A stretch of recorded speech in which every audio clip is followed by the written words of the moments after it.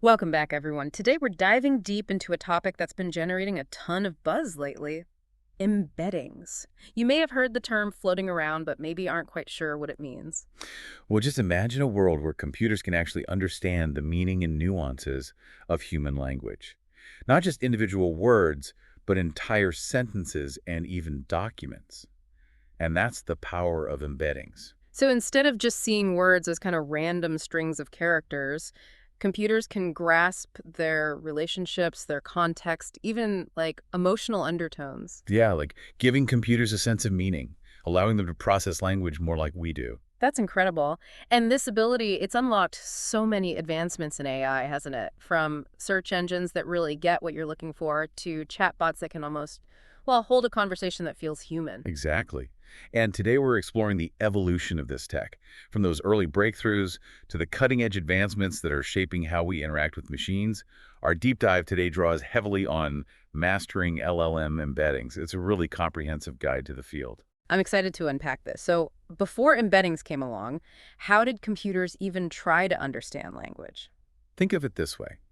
They used to rely on a very basic method called one-hot encoding. Imagine like a massive spreadsheet where each column represents a unique word in the English language. Okay, I'm picturing this spreadsheet. So, to represent the word, say, cat, you put a 1 in the cat column and a 0 everywhere else. Precisely. Each word was like its own isolated island in a sea of data, no connections, just ones and zeros. But then came the revolution of word embeddings, right? With those pioneers like Word2Vec developed by Google and Glove from Stanford. Absolutely. These models changed the game. They mapped words onto a continuous vector space. Instead of isolated points, words with similar meanings clustered together, and the distances between them that represented the relationship. So you can start to see how this allows computers to understand that, say, king is related to queen in a similar way to man and woman. That's huge. It is. And what's even more fascinating is that we can actually visualize these relationships in a multidimensional space Mm. and see clusters of words representing different concepts and themes. That's amazing. Our source material even has some Python code showing how to use Word2Vec. It's actually pretty approachable, even if you're not a hardcore programmer. You can play around with these models and see those word relationships emerge. Yeah, you can. Now, Word2Vec and Glove were amazing, but they had limitations, especially when handling new words or languages with complex morphology.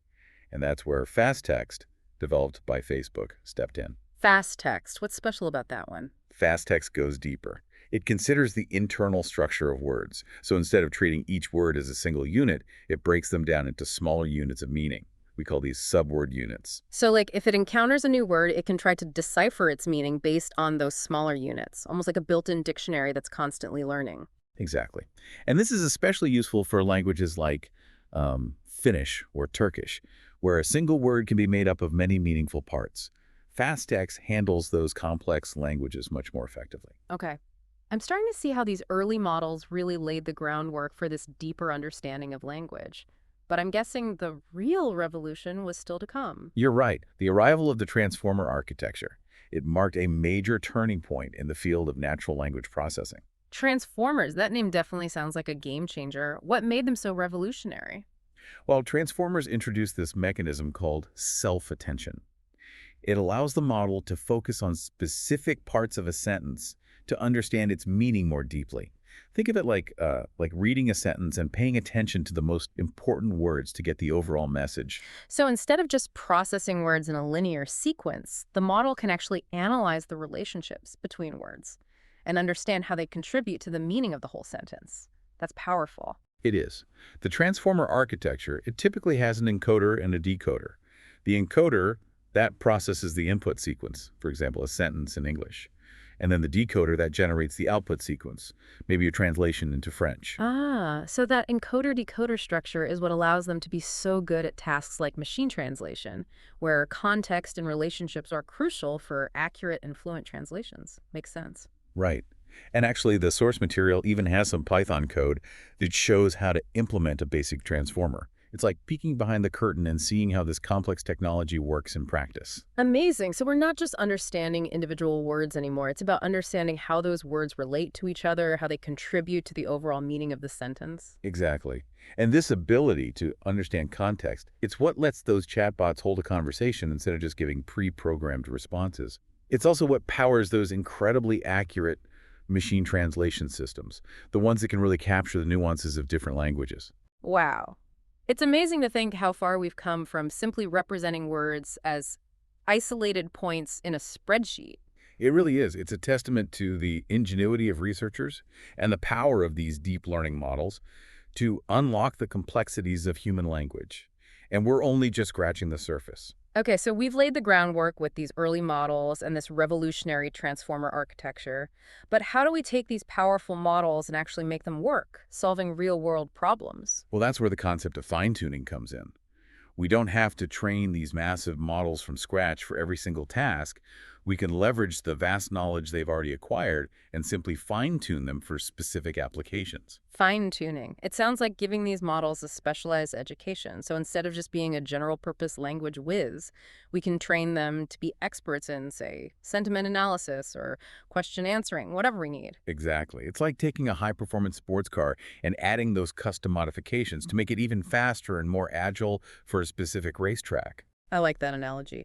So what are some of the techniques used in fine-tuning? Our source material mentioned a few. Well, one common one is adding what we call task-specific layers to the model. For example, if we're doing sentiment analysis, we might add a layer that classifies the text as, say, positive, negative, or neutral. So we're essentially adding a specialized filter that helps it focus on the task at hand. Precisely. Another technique is called learning rate scheduling. It involves adjusting the learning rate, a key parameter in training, for different parts of the model. We might use a lower learning rate for the pre-trained layers, preserving that general knowledge, and then a higher learning rate for those new layers, allowing them to adapt more quickly to the specific task. Like a personalized training regimen, focusing on strengthening the areas that need the most work. Yeah, exactly. And then there's regularization, which is basically techniques that prevent overfitting. You could think of overfitting like a student memorizing answers instead of truly understanding the concepts. Regularization helps the model generalize better to new, unseen data. So it's making sure the model is actually learning the concepts, not just memorizing the training data. Really important for real-world use where they'll encounter all sorts of new data. It is. And to really see how this fine-tuning works its magic, we have these two really exciting case studies to share. First, BERT for question answering.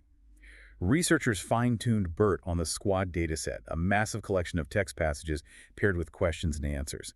And the fine-tuned BERT model, well, it achieved state-of-the-art performance on SQUAD, demonstrating just how powerful this approach can be for understanding complex text and extracting those precise answers. So imagine being able to ask a computer any question and get a detailed, accurate answer. That's the potential we're talking about here. What about the other case study? The second one showcases GPT-3, another incredible language model. Yeah. And this time it was fine-tuned for content generation. So imagine feeding GPT-3 a prompt like, write a blog post about the benefits of using embeddings for e-commerce. And it generates this compelling, informative article in just minutes. This is where it starts to feel truly futuristic. We're talking about automating content creation, saving time, saving resources, but still maintaining that quality. The potential there is incredible. It is. And that brings us to the next step in our journey. Scaling up these powerful representations. Capturing the meaning of not just words, but whole sentences and even entire documents. That's right. It's one thing to represent a single word, but to capture the essence of a whole sentence or a complex document, that's a whole new level of sophistication. Exactly. And there are various methods for doing this, Yeah. ranging from simple averaging of word embeddings to sophisticated models specifically designed for sentence and document representation. This sounds like we're entering a new dimension of language understanding. Can you give us some examples of these methods? Of course. One simple approach is just averaging word embeddings. Imagine taking all the words in a sentence, getting their individual embeddings, and then calculating the average of those vectors. This gives you a single vector that kind of represents the overall meaning of the sentence. It's like blending different colors to create a new shade that represents the overall color of the sentence. It's simple, but I'm guessing it can lose some of the nuances, the relationships between words in the sentence. You're right. For more sophisticated sentence embeddings, we have models like Infercent. specifically trained for this purpose. Infersent takes the entire sentence as input and processes it through a neural network to generate that single vector representing its meaning. So inference goes beyond just averaging. It analyzes the sentence as a whole, considers those word relationships, and captures the overall meaning more effectively. Exactly. Another powerful tool is the Universal Sentence Encoder, or UFE, developed by Google. USC is incredibly versatile. It can be used for a wide range of NLP tasks, including semantic similarity, clustering, and paraphrase detection. Our source material even includes a Python code snippet showing how to use USE, and it really highlights how easy it is to get those sentence embeddings with this model. Just a few lines of code, and you have a powerful representation of a sentence's meaning. Yeah, it is remarkable how accessible these models have become. Now, moving on to document embeddings. One popular approach is Doc2Vec. It's an extension of Word2Vec that learns to represent entire documents as vectors. So imagine training a model on a large collection of documents. And for each document, you get a unique fingerprint that captures its overall topic and meaning. Incredibly useful for tasks like document search or recommendation. Precisely. We have a code snippet demonstrating Doc2Vec in action in the source material. It's fascinating to see how a model can essentially read a document and distill its essence into a single vector. And then there's using BERT for documents. Instead of just averaging word embeddings, we can use BERT's ability to process whole sentences and then aggregate those sentence-level embeddings to represent the entire document. That's right. And this approach captures the relationships between those sentences, providing a richer, more nuanced representation of the document's meaning. Okay, I'm seeing how we can scale up embeddings to capture the meaning of bigger and bigger chunks of text. But let's get practical. How are these sentence and document embeddings actually being used to solve real-world problems? That's a great question. And that's what we'll pick up in the next part of our deep dive. We'll be exploring a whole range of exciting applications, from information retrieval and search engines to text classification, summarization, and even the world of recommender systems. Sounds fascinating. I can't wait to see how these embeddings are shaping the technologies we use every single day. Welcome back to our deep dive into embeddings. As we saw in the first part, these powerful representations are really transforming the way computers understand and process language. Yeah, we've explored the evolution of embeddings from, those basic word representations to the amazing capabilities of sentence and document embeddings. Right, and now it's time to dive into the exciting world of applications. We'll be looking at how these embeddings are actually being used to power real-world tools, solving practical problems. I'm excited to see how this all comes together. So where do we start? Let's start with one of the most, I guess you could say, ubiquitous applications, search and ranking. Search engines, they're like the gatekeepers of information on the internet. I use them every day. But how are embeddings changing the game there? Traditionally, search engines relied heavily on, well, keyword matching. You type in a few keywords, and the engine would just return pages that contain those exact words. But that often led to irrelevant results, right? Especially if you weren't using the exact same words as the website you were looking for. Exactly. But with embeddings, we can move beyond just simple keywords and actually try to understand the intent behind the search. So instead of just matching words, the search engine can understand the meaning and context of my query. That's a game changer. It is. The source material gives a great example. Imagine searching for running shoes on an e-commerce website. A search engine powered by embeddings wouldn't just look for those two words. Right. It would understand you're looking for athletic footwear and might also show results for sneakers or trainers or maybe even specific brands. Exactly. This leads to much more accurate and relevant search results, which makes customers happier and ultimately leads to higher sales. Makes sense. It's all about understanding what the user needs and giving them the most relevant information. Now let's move on to another fascinating application, question answering systems. Those helpful customer service bots that pop up on websites ready to answer your questions, like 204/7. I've definitely used those. They're becoming more and more common. And embeddings are playing a key role in making them smarter, more effective. So instead of just providing those canned responses, these bots can now understand complex questions and give more helpful answers. Right. Here's a great case study from the source material. A telecom company implemented a question answering system using embeddings. So now instead of having to dig through those long FAQs or wait on hold forever, customers can just type their question. And the system, powered by embeddings, gives them the answer they need. Exactly. The impact was significant.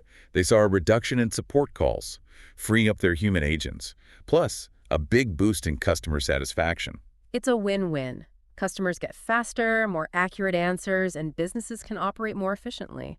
The source material even provides a code snippet showing how to implement a question answering system using BERT, one of the most powerful embedding models out there. It's amazing to see how this technology is actually making those smart systems a reality.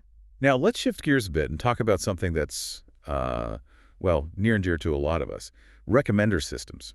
Recommender systems are everywhere. Netflix suggesting movies, Amazon recommending products. They've become such a big part of how we experience the internet. They have.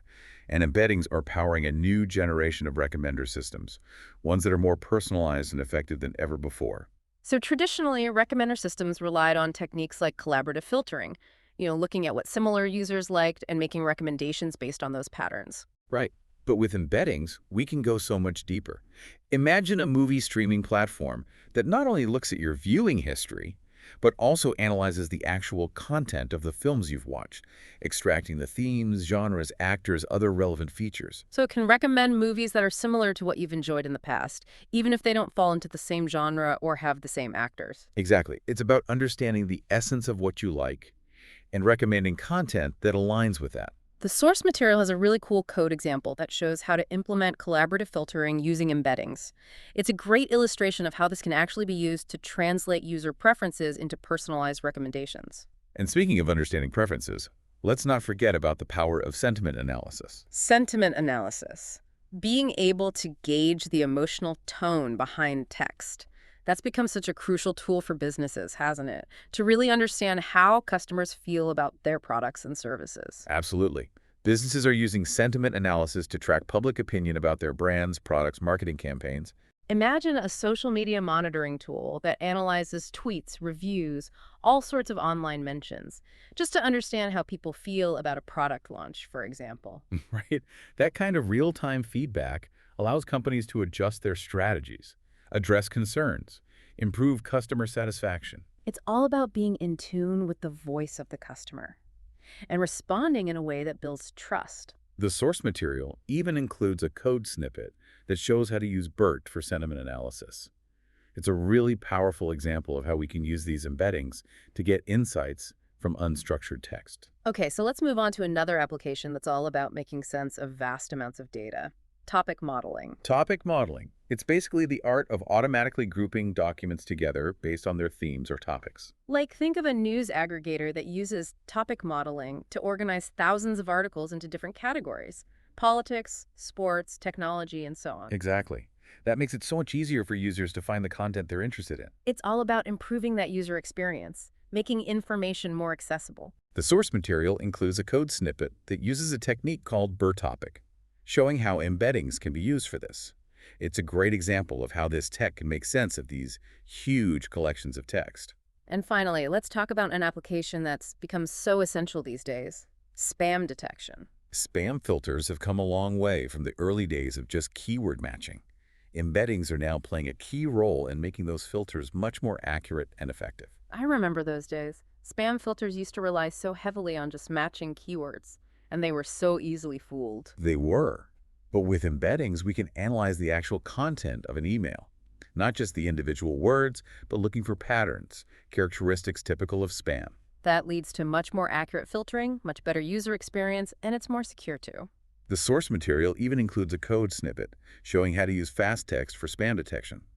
A really good example of how embeddings can be used to combat spam and keep our inboxes clean. So far, we've been exploring how embeddings are being used to analyze individual pieces of text, whether it's a word, a sentence, or a whole document. Right, but these representations are also incredibly useful for tasks involving sequences of text.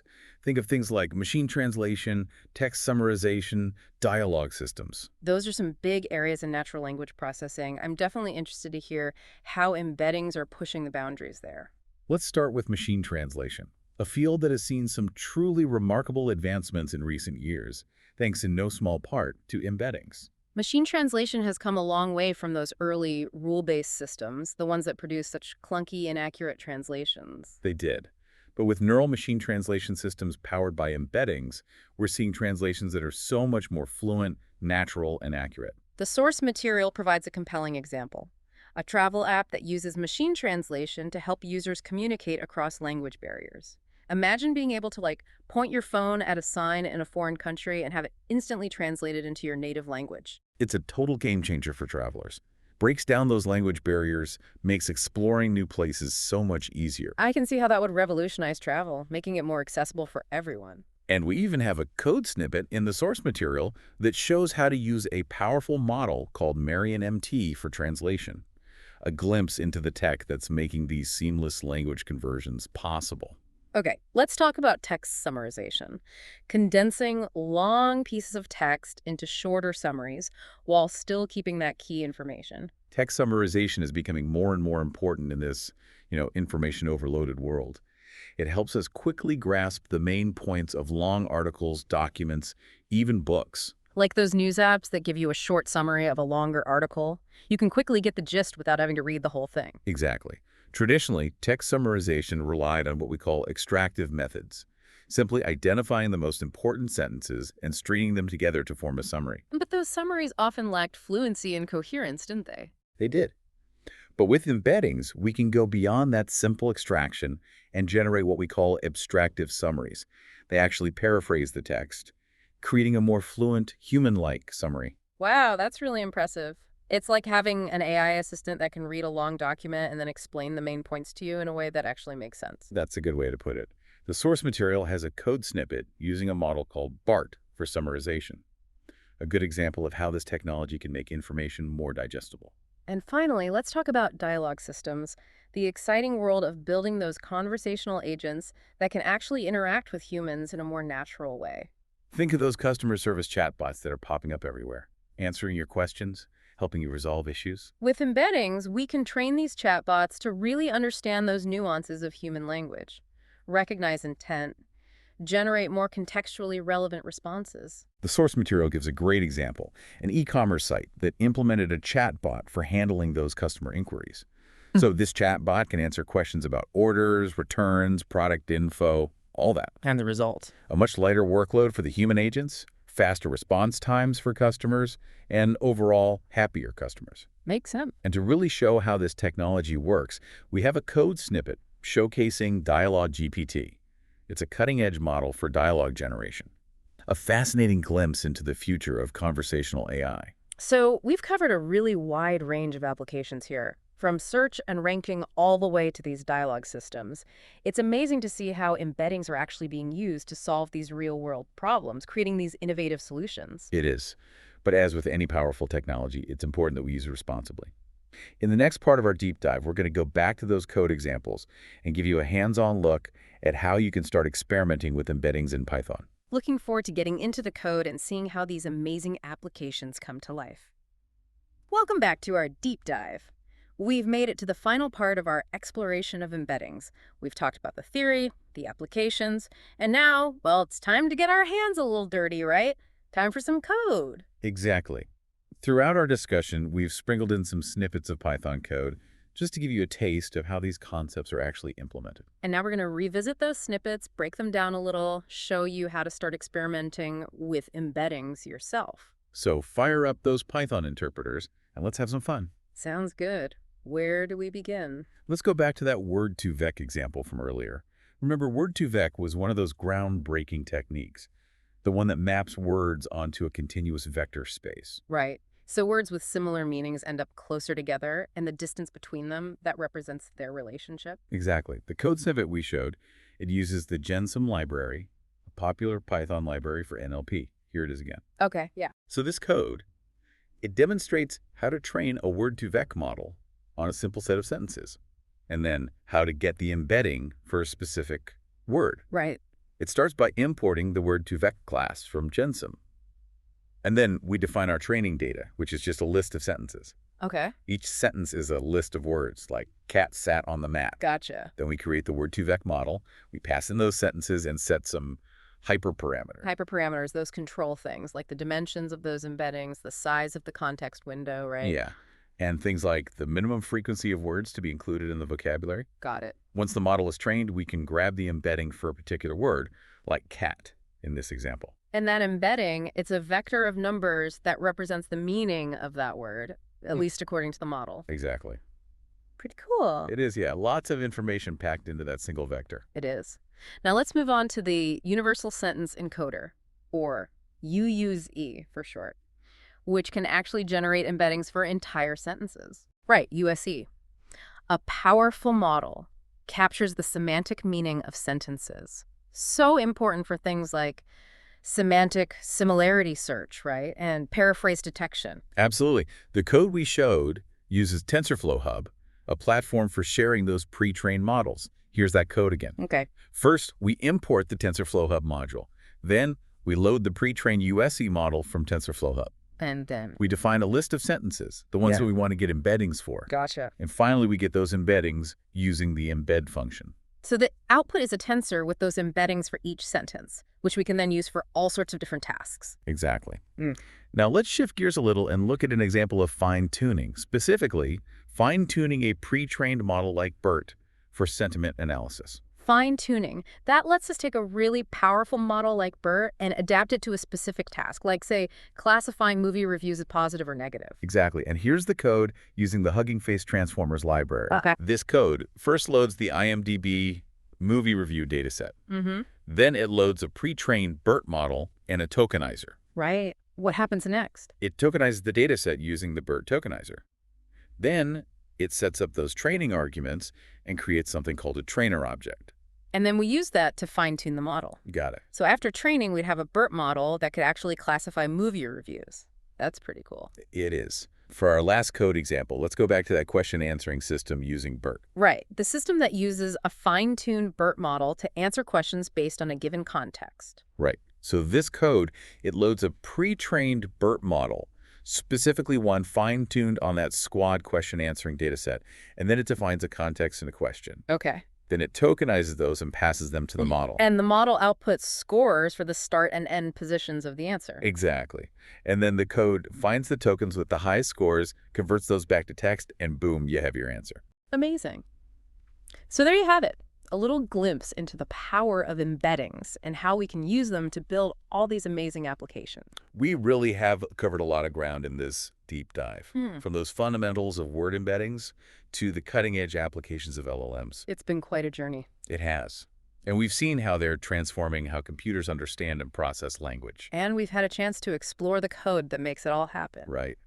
We hope this deep dive has sparked your curiosity about embeddings, and maybe even inspired you to explore this world a little further. Definitely. The field of AI, it's constantly evolving. There's always more to learn. There is.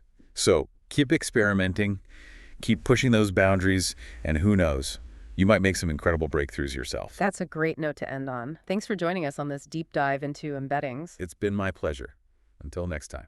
And to all our listeners, happy embedding, and we'll see you on our next adventure.